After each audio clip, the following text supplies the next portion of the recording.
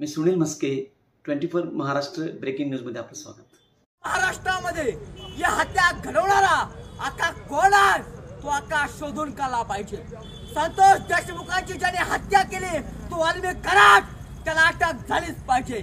त्याला 302 मध्ये त्याला अटक केली पाहिजे, त्याच्यावर गुन्हा दाखल झाला पाहिजे। धनंजय मुंडे, तुम्ही एका विशिष्ट जातीचे आहेत म्हणून तुम्ही जातीची बाजू घेऊ नका।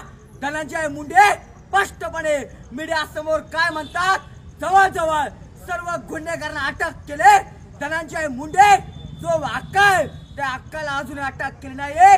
त्यामुळे सुरेश दसांची जी मागणी आहे ती मागणी पोलीस प्रशासनाने तात्काळ मनावर घेऊन संतोष देशमुखांच्या हत्येकऱ्याला तात्काळ अटक करून त्यांना कैदी बनवलं पाहिजे। तर संतोष देशमुखांच्या कुटुंबाला न्याय मिळणार आहे। तर हा जो बार्शीकर हातामध्ये मेणबत्ती घेऊन कॅन्डल मोर्चा ज्यांनी काढला त्या बार्शीकरांना संपूर्ण महाराष्ट्राला कुठेतरी न्याय मिळेल। या गुन्हेगारांना लवकरात लवकर अटक झाली पाहिजे। बार्शीची भूमी कर्मवीर जगदाई मामांची भूमी आहे, बार्शीची भूमी शाहीर अमर शेख यांची भूमी आहे, त्याचप्रमाणे हेच बार्शीची भूमी कैलासवासी सरपंच संतोष देशमुख यांची सुद्धा भूमी आहे। हे आता नव्यानं या महाराष्ट्राला सांगण्याची गरज नाही, कारण संतोष देशमुखांची जन्मभूमी ही बार्शी आहे। बार्शी जन्मभूमीतून संतोष देशमुखांच्या हत्येकरांना फाशी व्हावी यासाठी कॅन्डल मोर्चा आज आयोजित केला होता। खरं तर कुणीतरी एका आईचा मुलगा गमावला आहे, कुणीतरी एका पत्नीचा पती गमावला आहे, कुणीतरी एका मुलीचा बाप गमावला आहे। संपूर्ण महाराष्ट्राला हळहळून सोडणारी, हृदयाला पाझर फोडणारी ही घटना आहे। लाईटरनं डोळं जाळलं, छातीवर उड्या मारलं, पायाला पोळवलं, डोळे फोडणं, छातीवर वार करणं, अंगावर एकही जागा न ठेवणं, एवढी भयानक हत्या छत्रपती संभाजी महाराज यांना ज्या प्रकारे छळवून मारलं होतं त्याच प्रकारे छळ देऊन हत्या संतोष देशमुखांची केली। या ज्या संतोष देशमुखांची हत्या केली त्या मारेकरांना भर चौकात फाशी देण्यात यावी। नमस्कार, मी भोलेनाथ पाटील। आज तमाम बार्शीकरांच्या वतीनं मसाजोगचे 3 टर्मचे सरपंच कैलासवासी संतोषजी देशमुख यांना विनम्र आदरांजली वाहण्यासाठी सर्व बार्शीकर यांनी कॅन्डल मार्चचं आयोजन केलं होतं। आताच श्रद्धांजली वाहून कॅन्डल मार्चचं समापन केलेलं आहे। त्या निमित्तानं महाराष्ट्र शासनाला एक मला विनंती करायची आहे। एक महाराष्ट्राचा सुजाण सुसंस्कृत निर्भीड नागरिक या नात्यानं महाराष्ट्राच्या मुख्यमंत्र्याला अर्थात गृहमंत्र्याला की महाराष्ट्रामध्ये यापूर्वी जे समाजसुधारक होऊन गेले त्यांना राजाश्रय मिळायचा। अगदी महाराजा सयाजी गायकवाडापासून राजर्षी शाहू महाराज असतील, छत्रपती शिवाजी महाराज असतील, महाराणी ताराराणी राणीसाहेब असतील, यांनी महाराष्ट्राच्या समाजाला एक वळण लागावं। त्यामुळं जसं त्या काळातले समाजसुधारक होते यांना राजाश्रय दिला। आजकाल महाराष्ट्रात खिन्नता वाटते, अगदी दुःख होतं की महाराष्ट्र जिथं पदोपदी शिवशाहू फुले आंबेडकरांचं नाव घेतलं जातं अशा ठिकाणी महाराष्ट्रामध्ये जर गुंडांना राजाश्रय मिळत असेल तर महाराष्ट्राच्या राज्यकर्त्यांनी, भले ते कुठल्याही पक्षाचे असतील, कुठल्याही जाती धर्माचे असतील, तर त्या राज्यकर्त्यांनी आत्मचिंतन करायची वेळ आहे।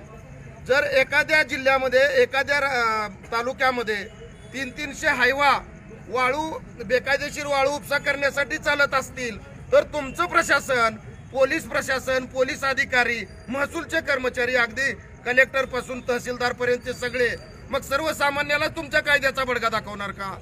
आमच्याकडनं आम्ही आमचं घर बांधण्यासाठी एखादं वाळूचं ट्रॅक्टर नेलं तर तुम्ही आमच्यावर 2.5 लाख रुपये तुम्ही दंड टाकता शेतकऱ्यावर। आणि जिथं बेकायदेशीरपणे एखाद्या मंत्र्याचा राजाश्रय घेऊन जर असे हायवाचे म्हणजे 300 हायवा वाळूचे ट्रॅक्टर रात्रंदिवस चालत असतील आणि त्या निमित्तानं किंवा त्याला आड येणारा कैलासवासी संतोष देशमुख सारखा एखादा लढवय्या तरुण की ज्याचं घर आम्ही बघितलं दूरचित्रवाणीवर टीव्हीवर बघितलं की त्याच्या घरामध्ये 10 माणसं आली तरी त्या माणसाला बसायची व्यवस्था नाही।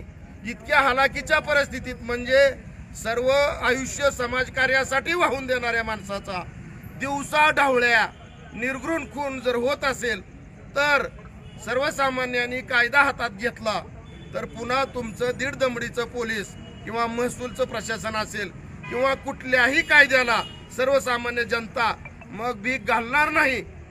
उदाहरण आहे आपल्याकडं बशीर अल असद तो सिरियाचा राष्ट्रपती पळून गेला, अफगाणिस्तानचा राष्ट्रपती पळून गेला, बांगलादेशाच्या पंतप्रधानांना शेख हसीनानं भारतात राजाश्रय घ्यावा लागला.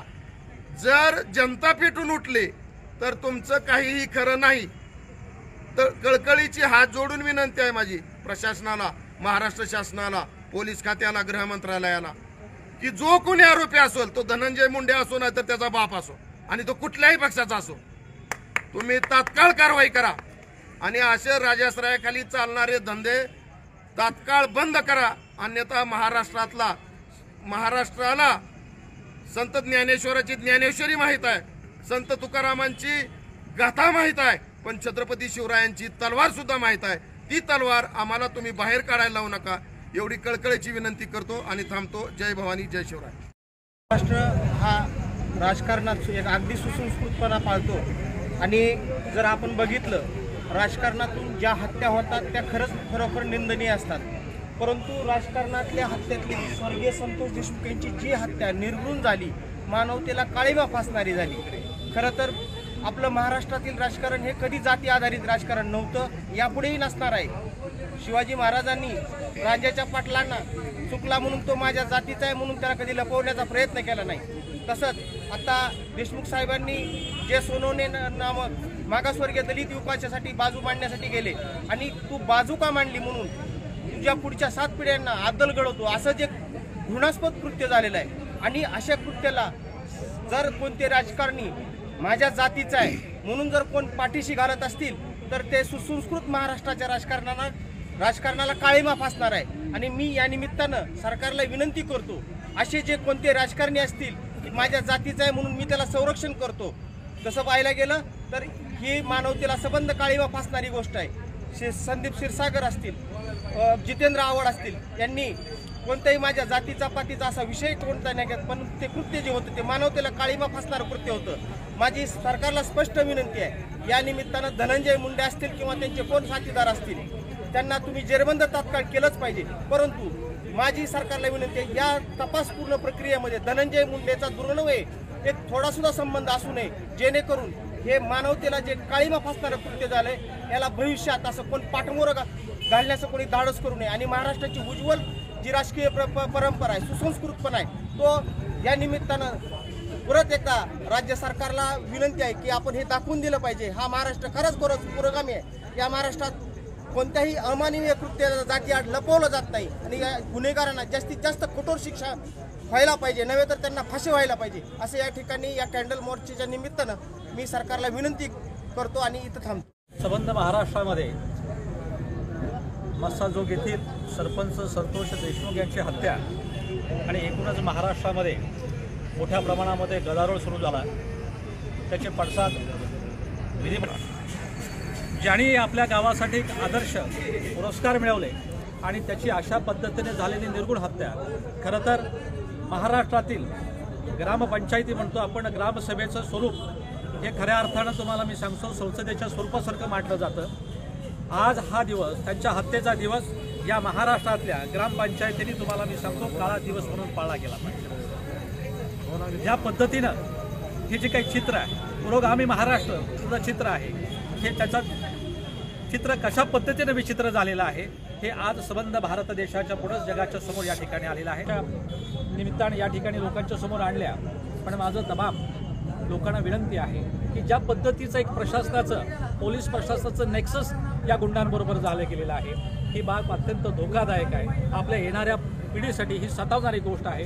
आपण सुजाण जागरिक म्हणून जी जागरूकता आपण या ठिकाणी दाखवली, जे ऐक्य त्या ठिकाणी दाखवलं, ज्या लोकांनी हा विषय उपस्थित केला, अर्थात मुख्यमंत्र्यांनी जरी कठोर कारवाई दिली असली तर अशा प्रकारच्या प्रवृत्तीवर तुम्हाला सांगतो नागरिकांनी सुद्धा समोर येऊन तुम्हाला सांगतो तिथल्या तिथं ही गुंडगिरी रोखण्यासाठी स्वतः समर्थपणे आपण या ठिकाणी समोर आलं पाहिजे एवढी भावना व्यक्त करतो. आणि परत एकदा काळा दिवसच तो त्यांच्या हत्येचा महाराष्ट्राने महाराष्ट्रातल्या ग्रामपंचायतीने तो त्या ठिकाणी काळा दिवस जाहीर करावा अशी मी शासनाकडे मागणी.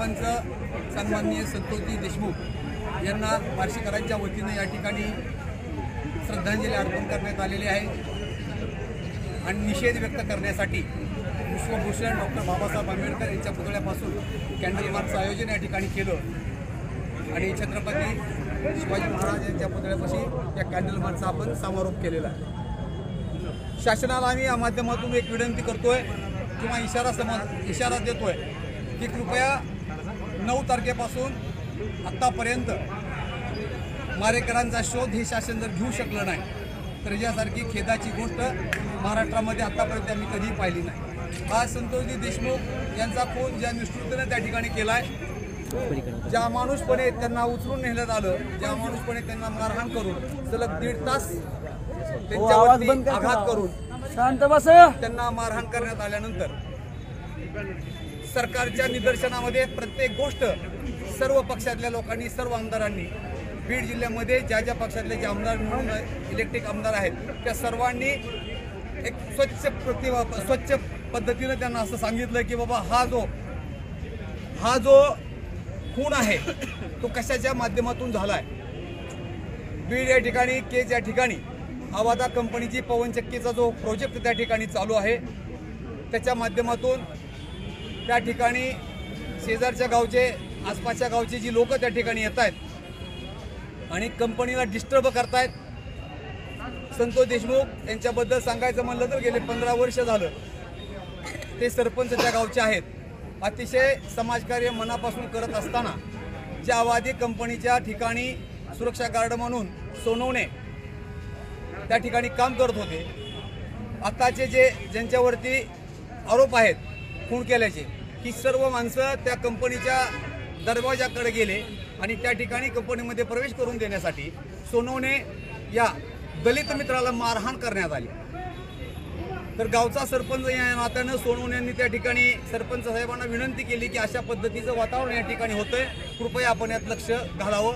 गावगाडा चालत असताना प्रत्येकाची भूमिका समजावून घेऊन त्याच्यातून मार्ग काढण्यासाठी स्वतः संतोष भाऊ त्या ठिकाणं मिटवण्यासाठी गेले आणि मिटवण्यासाठी गेल्यानंतर त्या ठिकाणी जो प्रकार घडला आणि तो प्रकार घडल्यानंतर तो राग मनामध्ये धरून 9 तारखेला केजवरून येत असताना टोल नाक्यावरती ज्या पद्धतीने त्यांना उचलून नेलं आणि अमानुष मारहाण केली।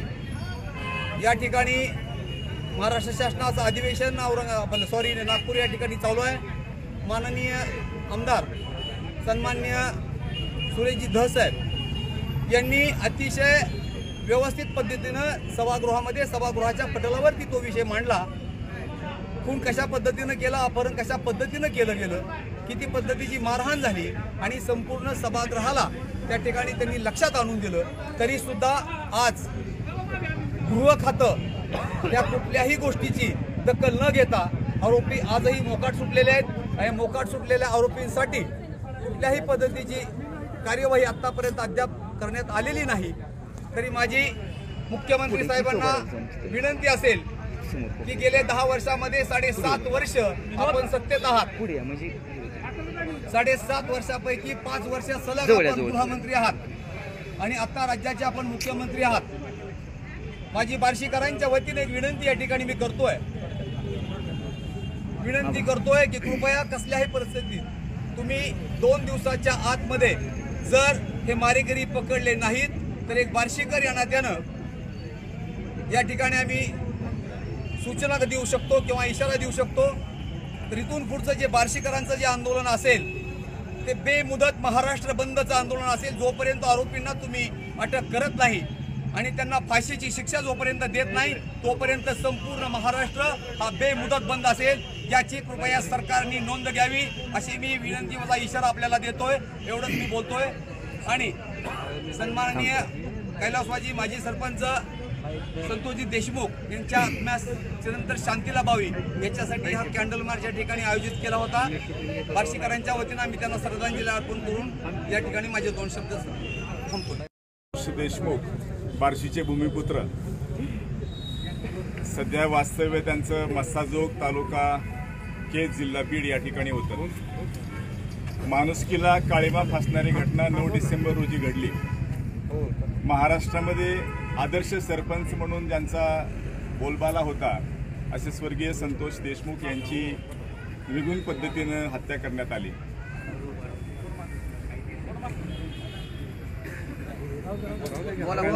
त्या हत्येचा निषेध म्हणून तमाम बार्शीकरांच्या वतीनं आज महामानव डॉक्टर बाबासाहेब आंबेडकर यांच्या पुतळ्यापासून आम्ही मूक मोर्चाच्या माध्यमातून या ठिकाणी स्वर्गीय संतोष देशमुख यांच्या प्रति आदरांजली आणि त्याचबरोबर या गुन्ह्यामध्ये अद्यापही फरारी असलेले जे गुन्हेगार आहेत त्यांना त्वरित शासन व्हावं, शासनाने त्वरित या अतिशय काळीमा फासणाऱ्या घटनेची जबाबदारी स्वीकारून या गुन्ह्यामध्ये जे गुन्हेगार आहेत त्यांना शोधून योग्य ते न्याय द्यावा, या गुन्हेगारांना फाशीची शिक्षा झाली पाहिजे अशी तमाम बार्शीकरांच्या वतीनं आम्ही या कॅन्डल मार्चच्या माध्यमातून सरकार दरबारी आम्ही आमची मागणी मांडत आहोत।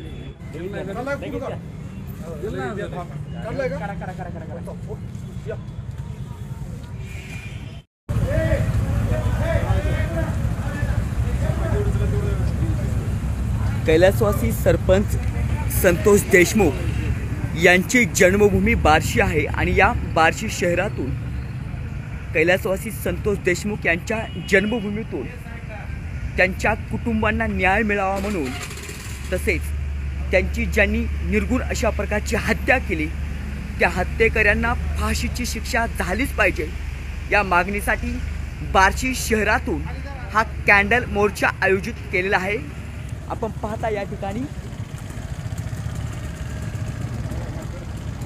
कैलासवासी संतोष देशमुख यांच्या हत्येकरांना फाशीची शिक्षा झालीच पाहिजे तसेच त्यांच्या कुटुंबांना योग्य न्याय मिळाला पाहिजे या संदर्भात हा शांततेत कॅन्डल मोर्चा बार्शी शहरातून आयोजित केला आहे।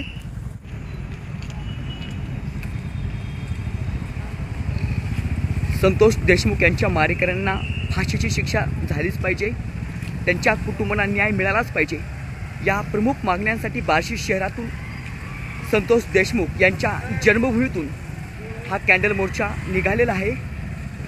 हे लाईव्ह स्वरूपातलं दृश्य आहे। ज्या बांधवांना न्याय मिळाला पाहिजे, कुटुंबाला न्याय मिळाला पाहिजे या संदर्भात संतोष देशमुख यांच्या जन्मभूमीतून समस्त बार्शीकर रस्त्यावर उतरले आहेत। हातामध्ये मेणबत्ती घेऊन, तोंडाला काळी पट्टी बांधून शांततेत हा मोर्चा या ठिकाणी बार्शीतून निघालेला आहे। अजूनही मारेकरी या हत्येसंदर्भातले मोकाट आहेत। ज्यांनी हत्या केली त्यांचा शोध घेऊन त्यांच्यावर तात्काळ कारवाई करावी या प्रमुख मागण्यांसहित संतोष देशमुखांच्या कुटुंबावरती जो अन्याय झाला आहे तो अन्याय न होता मारेकऱ्यांना फाशी शिक्षा झालीच पाहिजे या हो इतर अनेक मागण्यांसाठी संतोष देशमुख यांच्या जन्मभूमीतून बार्शीतून हा कॅन्डल मोर्चा निघालेला आहे। आपण पाहता या ठिकाणी हे लाईव्ह स्वरूपाचं दृश्य आहे।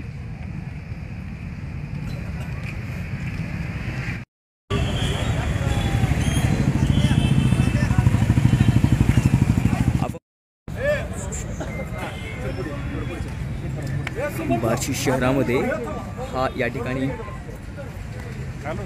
सरपंच कैलासवासी संतोष देशमुख यांच्या हत्येसंदर्भात या ठिकाणी कॅन्डल मोर्चा काढला जात आहे। अशाच मावळ तालुक्यातील ताज्या घडामोडी पाहण्यासाठी आमच्या 24 महाराष्ट्र ब्रेकिंग न्यूज चॅनलला लाईक करा, सबस्क्राईब करा आणि शेअर करा। नमस्कार।